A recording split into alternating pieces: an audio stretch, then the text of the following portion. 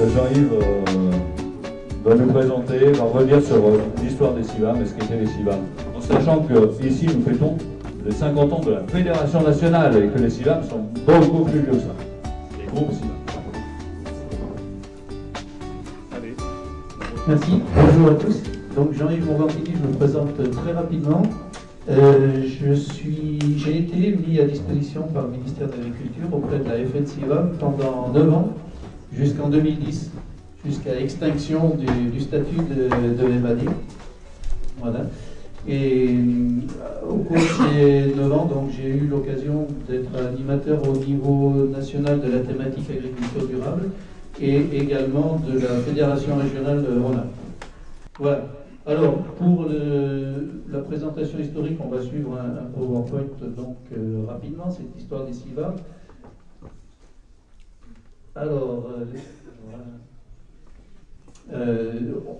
comme toute assemblée, si on veut faire l'historique, il faut choisir un calendrier.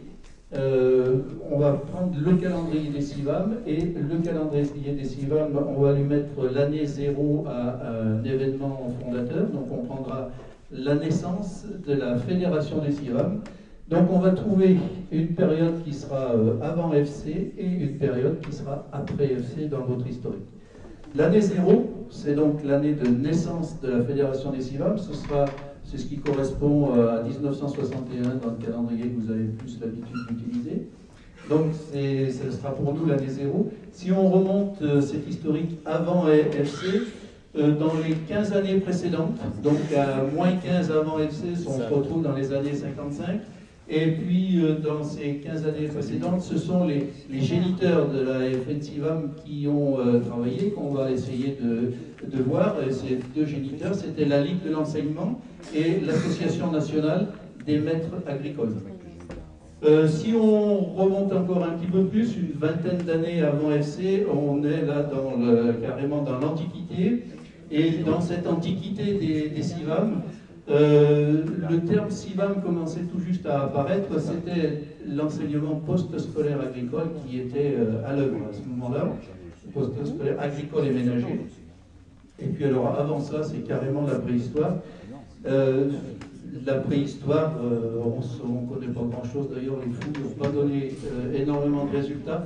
Qui s'intéressait à l'agriculture dans la préhistoire des CIVAM, c'est-à-dire plus de 20 ans avant la création de la fédération, c'est-à-dire avant 1940, peut-être les fermiers généraux, Olivier de Sel. C'est une blague, il y avait déjà des champs d'agriculture à cette époque-là.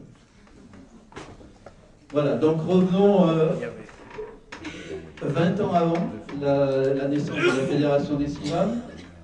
On est en 1941 et l'enseignement post-scolaire agricole et ménager devient obligatoire. Et c'est un enseignement qui dure 3 ans et qui est assuré, comme tout l'enseignement à cette époque, par le ministère de l'Éducation nationale. Il y a une relation avec le ministère de l'Agriculture, mais c'est organisé et dispensé par le ministère de l'Éducation nationale. Donc on commence par cet enseignement post-scolaire agricole sous la houlette de l'Éducation nationale.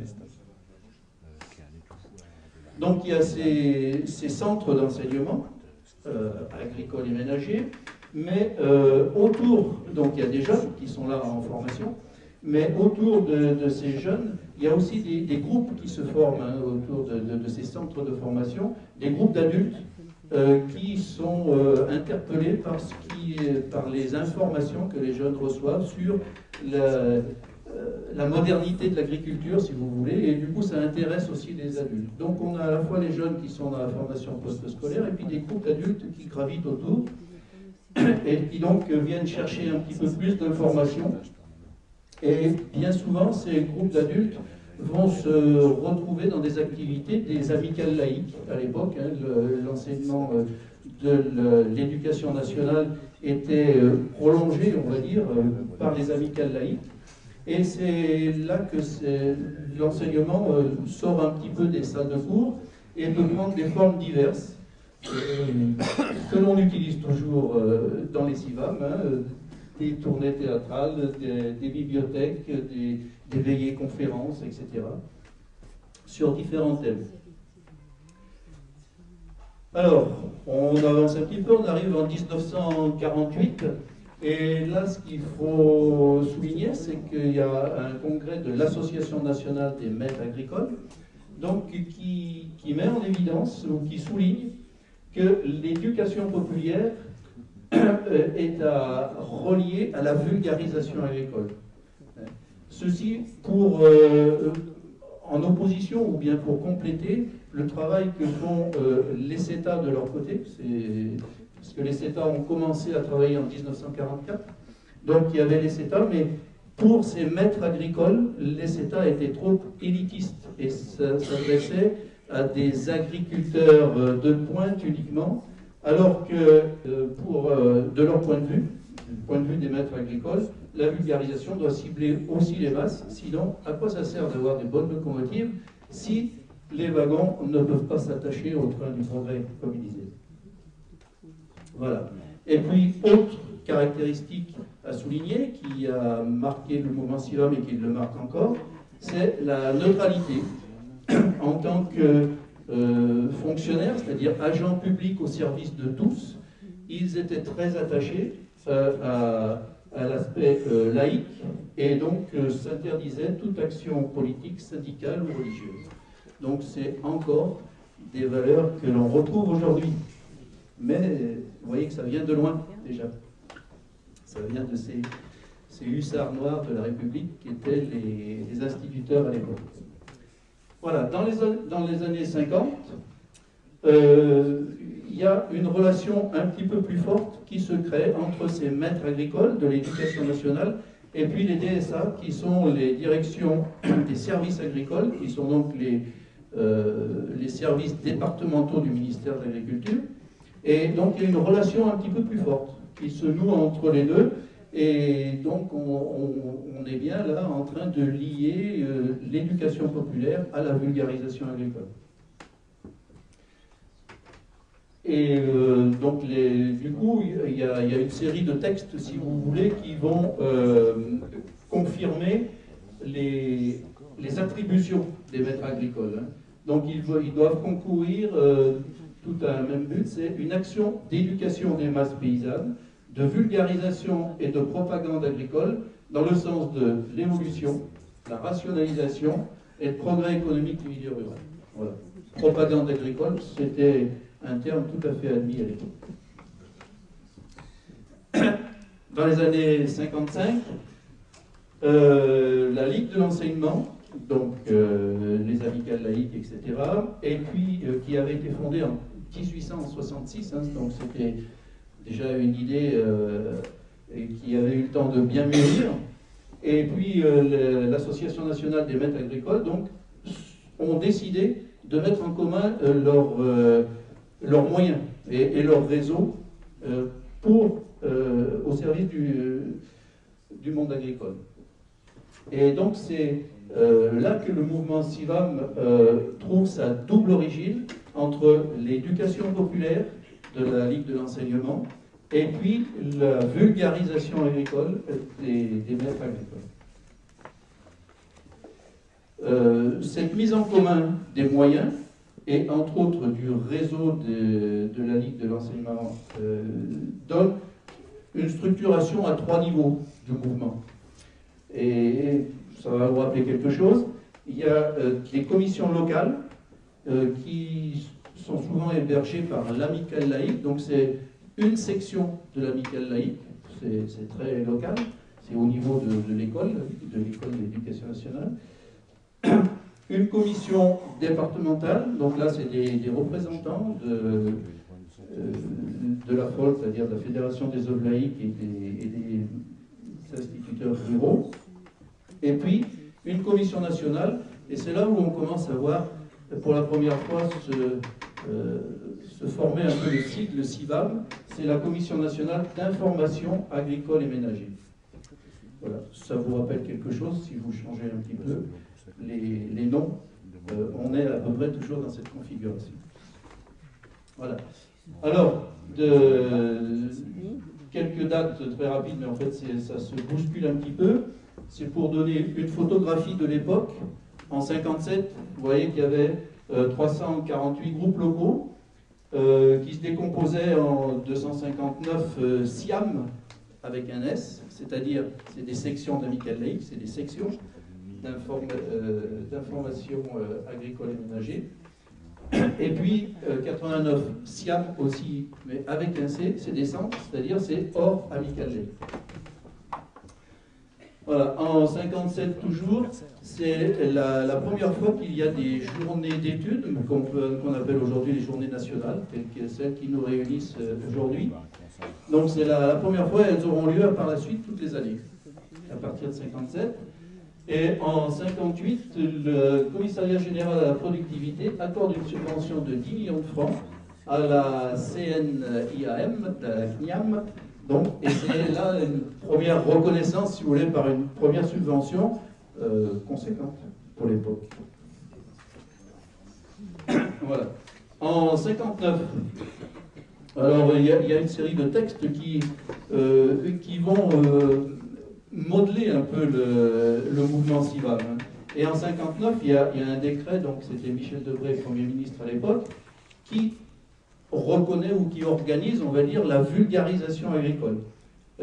Du coup, ce terme de vulgarisation, il devient officiel et les SIAM vont intégrer ce terme de vulgarisation dans leur sigle et voilà l'origine du V pour vulgarisation. Donc c'est la première fois qu'on voit le sigle CIVAM en entier. Et à cette époque, la fibre laïque était très forte. Il y en a qui s'appelaient des clivam. Donc on aurait pu aussi s'appeler des clivam si on avait conservé cette appellation. Le L étant pour laïque, hein, des centres laïques d'information et de vulgarisation agricole et ménager. Voilà, donc c'était certains y tenaient énormément. Et puis deuxième chose de ce décret, c'est que pour pouvoir être agréé par le ministère de l'Agriculture, les groupements de vulgarisation doivent être constitués par des personnes appartenant à la profession agricole. Ce qui n'était pas le cas des SIAM, puisqu'ils étaient constitués autour de fonctionnaires du ministère de l'Éducation nationale. Ça donc, c'était 59, hein, on a dit ce décret. Ce décret de 59, il a donc dû être pris en compte par les SIAM et nouvellement CIVAM. Et du coup, en 1960, le mouvement décide de transformer tout au moins son organisation pour que ce soit les agriculteurs qui prennent en main le mouvement, pour pouvoir être agréés par le ministère de l'Agriculture. Et là, il y avait deux solutions. Soit on créait un mouvement CIVAM identifié, soit on intégrait la Fédération nationale des CETA, qui existait déjà. Et le choix a été fait de créer un mouvement autonome, on va dire, en parallèle des CETA. Voilà, donc c'est la naissance de la Fédération nationale des CIVAM, officiellement le 2 mars 1961, mais qui avait été décidée depuis 1959-1960, à la suite du décret qu'on a lu. Et c'est cette organisation avec un CA d'agriculteurs et un comité technique de maîtres agricoles. Donc les administrateurs, ce sont les agriculteurs, et les techniciens, on va dire, c'était les maîtres agricoles qui les accompagnaient. Et cette configuration était unique dans les mouvements de développement à l'époque. C'était la seule structure à avoir à associer agriculteurs et enseignants. Voilà, un petit clin d'œil. La même année, 61, c'est l'année de la cogestion entre la naissance du principe de cogestion entre le ministère de l'Agriculture et les 4 grandes organisations professionnelles agricoles, FNSEA, CNJA, APCA et l'EQA. Voilà, c'est le hasard des calendriers. Donc voilà rapidement brossé ce qui s'est passé avant la naissance de la Fédération des CIVAM. On peut faire un petit peu pareil pour savoir ce qui s'est passé après. Donc après FC, comment ça se présentait? Donc 1961 année 0. Après il y a une période d'une vingtaine d'années, qu'on peut appeler l'âge d'or. Ça a été une période de fort développement de l'activité de la FNCIVAM. Et puis, une nouvelle période d'une vingtaine d'années, qui nous amène pratiquement à nos jours, à 2010, et qu'on va appeler, entre guillemets, le New Age. On va voir un petit peu en quoi ça consiste, pour arriver finalement à aujourd'hui, où nous sommes ensemble. Alors, cet âge d'or, donc, un petit peu une photographie aussi sous forme de chiffres. En 1963, il y a encore 2500 maîtres et maîtresses agricoles qui ont l'animation de 3436 centres post-scolaires masculins, c'était pas mixte à l'école, et donc 1710 féminins. Voilà, ça représentait quand même pas mal de jeunes en formation. Et puis, il y avait, à côté de ces jeunes qui étaient dans les centres de formation, il y avait 400 groupes CIVAM. En 62, donc, cet âge d'or, c'est aussi la période de reconnaissance, on va dire, du mouvement CIVAM. Donc, agréé au titre de la promotion sociale et collective, participe à la création du BCF, le Bureau commun des formations, qui permet de toucher des subventions de l'ANDA. En 64, c'est le premier organisme de promotion collective, donc devant le CNJA, l'IFOCAP, pour le nombre de journées stagiaires. En 66, c'est l'agrément par l'ANDA en tant qu'ONAG. On a eu un petit explicatif hier déjà sur les ONAG. Et puis, durant cette période, il y avait des congrès toutes les années. Ces congrès rassemblaient parfois plus de 1000 personnes, avec souvent des ministres. En 62, il y avait Edgar Pisani, donc ministre de l'Agriculture. En 68, Edgar Faure. Il y avait Faure pour les Edgars, donc ministre de l'Agriculture aussi. En 84, Michel Rocard aussi, ministre de l'Agriculture, qui était présent donc, aux Journées nationales. Et en 86, c'était Henri Nallet et Roland Dumas qui, à l'époque, étaient aux relations extérieures. Voilà. Toujours dans ces années 60, 60-70, l'âge d'or, ça a été aussi 3 centres de formation, c'est-à-dire des domaines avec beaucoup de bâtis. 3 centres de formation, donc il y avait dans l'Aude, Cuisa, la Colle-sur-Loup dans les Alpes-Maritimes, et Cosne d'Allier, je suppose que c'était un Allier. Voilà. À partir des années 70, début des années 70, cet âge d'or où tout roulait bien, tout marchait bien, il y a un premier croc en jambe qui apparaît, c'est la loi de juillet 71 sur l'apprentissage et la formation continue qui passe sous la seule responsabilité du ministère de l'Agriculture. Donc ça disparaît du ministère de l'Éducation nationale. Et du coup, les maîtres agricoles, qu'est-ce qu'on en fait puisqu'ils étaient fonctionnaires de l'Éducation nationale? Alors, il y en a une partie qui va rester à l'Éducation nationale et qui vont donner naissance au GRETA, que vous connaissez, la formation continue du ministère de l'Éducation, et puis une petite partie, 296 à l'époque, qui vont être transférés avec leur poste au ministère de l'Agriculture et qui vont donc pouvoir aussi continuer à travailler avec les CIVAM. Alors, à la suite de ce petit croc en jambe, il y a des égratignures, c'est-à-dire qu'il y a des groupes CIVAM qui se retrouvent sans maître agricole, c'est-à-dire sans animateur. Et à cette occasion, eh bien, ça met en évidence finalement un hiatus entre l'idée de départ qui était de rendre les agriculteurs autonomes et puis le jour où il n'y a plus de maître agricole, on s'aperçoit qu'il y a des groupes qui ne peuvent plus fonctionner, qui disparaissent ou qui se mettent en sommeil. Et donc l'objectif principal n'avait pas été atteint puisqu'il n'y avait pas d'autonomie. Alors ça, c'était dû soit à du paternalisme des maîtres agricoles à l'époque, soit à un retrait confortable, on va dire, des agriculteurs qui laissaient la place aux maîtres agricoles pour faire le travail. Et quand ils ne sont plus là, on ne sait plus faire. Donc il y a eu des discussions autour de ce problème-là à cette époque. Alors, il y a quand même, après cet âge d'or et ce croc en jambe, la FNCIVAM rebondit et amorce un virage. Alors je ne sais pas si vous imaginez la position, pour faire les deux en même temps. C'était assez périlleux, mais ça s'est traduit par l'arrivée de nouvelles idées dans la mouvance CIVAM, c'est-à-dire des thématiques qui n'étaient pas traitées jusque-là, telles que les produits fermiers, l'agriculture biologique, le tourisme, l'apiculture. Et du coup, dans les années 80, début des années 80, on remplace le ménager par milieu rural. Et puis, donc ces nouveaux groupes, qui sont des groupes thématiques et non plus des groupes liés à une amicale laïque, ces nouveaux groupes thématiques, ils ont déjà un secteur géographique qui est différent, bien souvent c'est plutôt de l'ordre du département, et puis il n'y a plus assez de maîtres agricoles, de mis à disposition, donc ils vont embaucher des animateurs.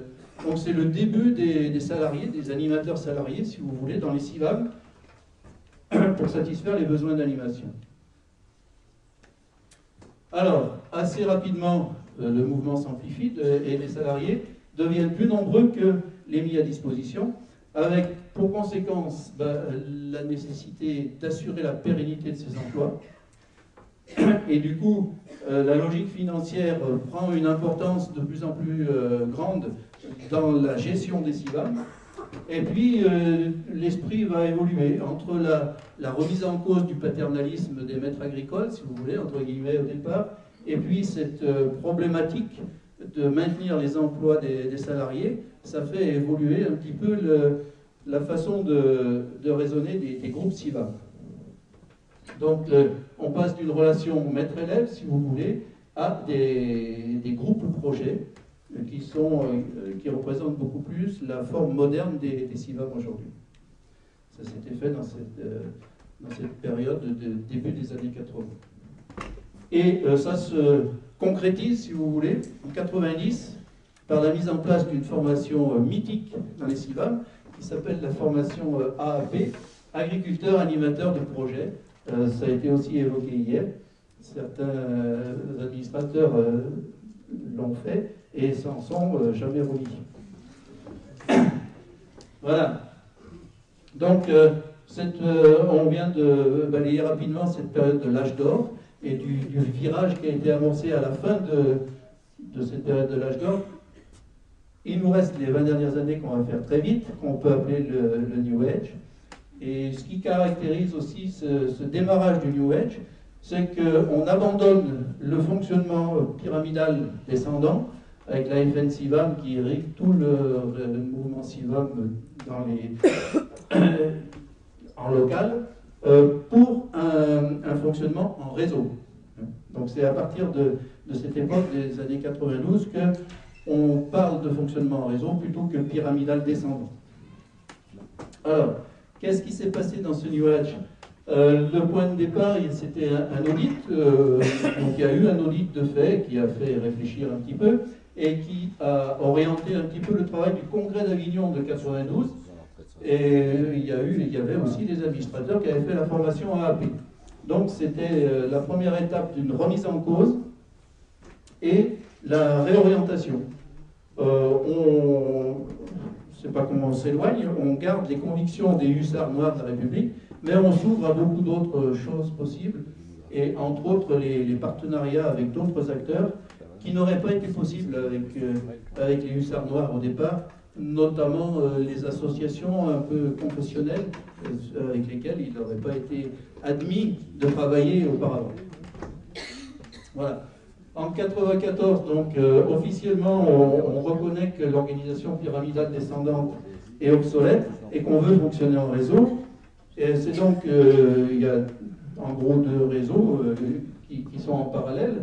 Le réseau des groupes CIVAM qui est animé et représenté au niveau national par la FNCIVAM, et puis des réseaux d'action thématique nationale qui fédèrent, on va dire, les groupes sur un travail thématique. Donc il y a un côté un peu administratif, représentatif, et puis un côté plus technique de travail. Voilà. En 1994, les préoccupations agricolo-centrées qui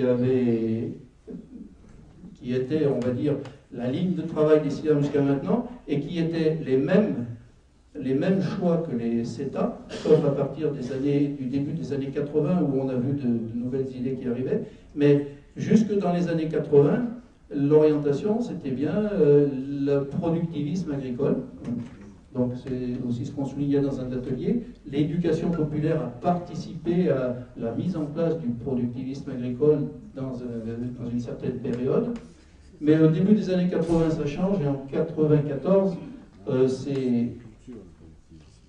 c'est reconnu et c'est choisi comme orientation principale. Donc c'est la diversification, le développement durable dans les années 97. Et du coup, on change la signification de la FN-CIVAM, qui devient un centre d'initiative et non plus d'information, et pour valoriser et non plus de vulgarisation l'agriculture et le milieu rural. Voilà. Alors, suite à cette remise en cause du paternalisme, la décentralisation des engagements de l'État, et puis donc la régionalisation, il faut faire évoluer un peu les stratégies, et une des stratégies, c'est les partenariats. Et en 1994, donc, vous avez la revue des CIVAM qui s'appelait Évolution agricole, et moi je l'ai découverte pour la première fois là sur la table, il y en a des exemplaires, vous pourrez voir. C'est en 1994 que cette revue des CIVAM est fondue avec la revue de la FIP, qui est Transrural Express, et qui devient le Transrural Initiative d'aujourd'hui, auquel je vous incite fortement à vous abonner, pour pouvoir faire vivre cette fusion du monde dans le monde rural. En 2001, autre partenariat qui est initié, sur lequel on croit, et on croit toujours, mais ce n'est pas toujours simple à faire vivre, c'est Impact avec les 7 associations fondatrices, on va dire. Et puis à partir de là, des partenariats plus larges, avec la LPO pour travailler sur la biodiversité, avec le WWF sur la communication, entre autres, avec la Fondation Nicolas Hulot sur les circuits courts, avec la PJJ sur la Colle Sociale, etc. Donc des partenariats qui vont dans plein de directions différentes et qui sont assez larges. 2010, c'est la fin des MAD, donc c'est la fin du statut MAD. C'est plus possible qu'il y ait des fonctionnaires mis à disposition du réseau CIVAM. Et ceci, même si on avait essayé, avec notre partenariat avec WWF, de sauver une espèce en voie de disparition, mais ça n'a pas fonctionné ce coup-là.